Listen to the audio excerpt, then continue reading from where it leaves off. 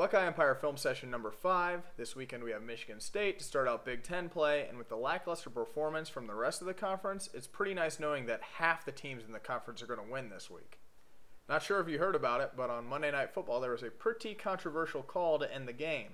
I'm not sure if you saw it all over the major sports networks or in the papers or on television or on the radio or on Twitter or on Facebook, but pretty much the Packers got robbed and all of Seattle was really happy.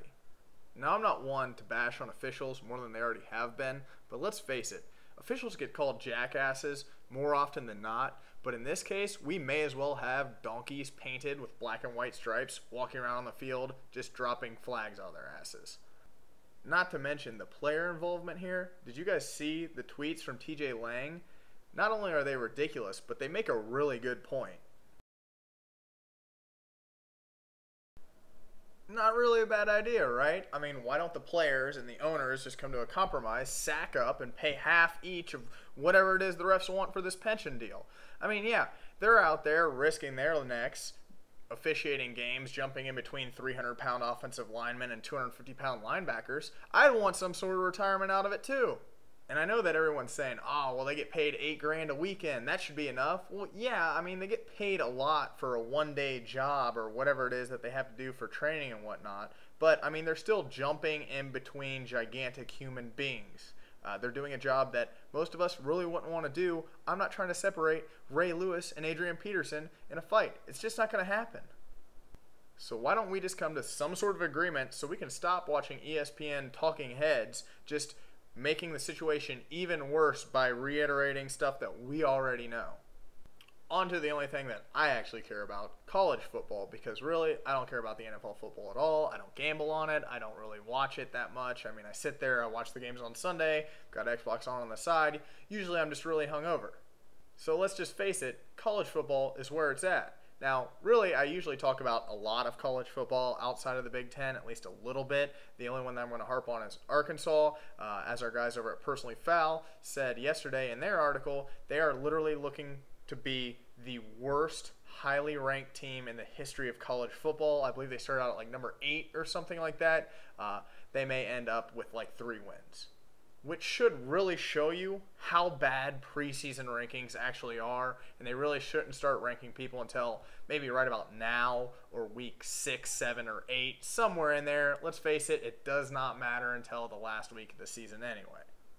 So now to the big boys in the Big Ten, or as we are looking this year, the small guys in the Big Ten. Wisconsin barely beating UTEP. I actually had to look up, I don't know if I had a brain fart or what, who UTEP, like what it stood for, the UTEP, University of Texas at El Paso or whatever it is. That's horrible, Wisconsin. I don't know what is wrong over there or what happened. I'm not sure if this is like a LeBron James situation with somebody hooking up with somebody's mom or something like that. But, I mean, they should probably get that fixed, especially now that they're in the Big Ten play. I know Bielema thought he had the Big Ten all locked up and whatnot, but it's really not looking that way. And speaking of the Big Ten being locked up, after Michigan's nice little loss to Notre Dame again, Brady Hoke decided that he would talk about how his still main goal is to win the Big Ten. Well, Brady, you might want to focus on winning your next game against Purdue, because Purdue only lost to Michigan by 3. You lost by 7. Both the games were at Notre Dame. Purdue looked actually a lot better than Michigan did, and their quarterback is basically a better Heisman candidate choice than Denard Robinson by a long shot. I don't even know his stats. I just know they can't be as bad as Denard Robinson. So basically, Notre Dame then decided to keep making news by ending its yearly meeting with Michigan after, I believe, the 2014 meeting.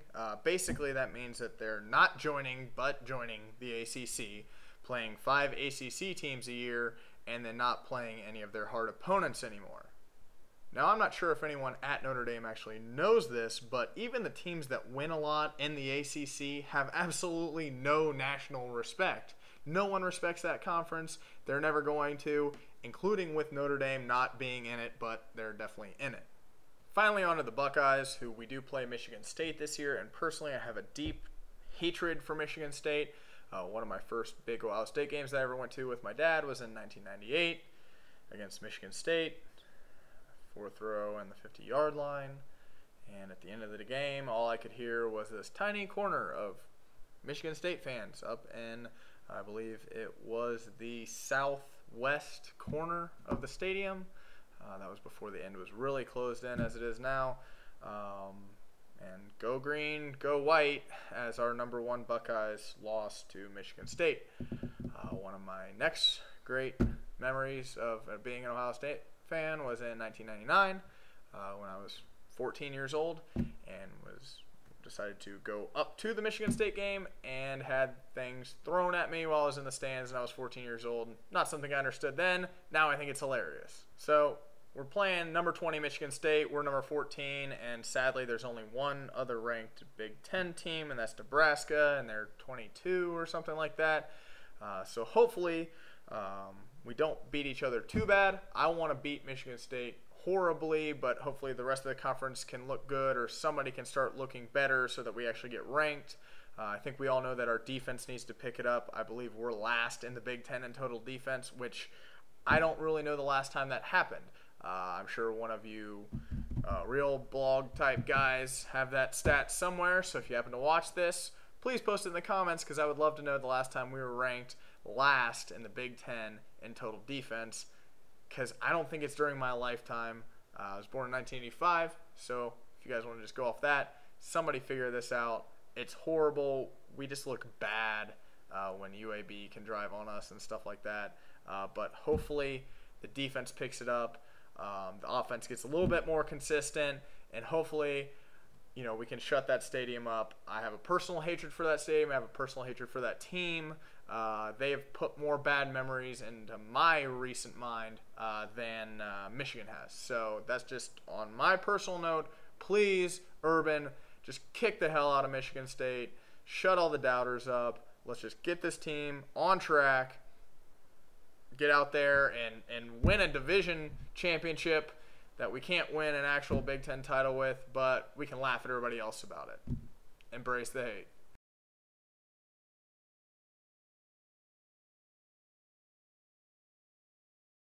And a weekend or something like that. Well, yeah, in a business like that, of course they are. You don't need to, like,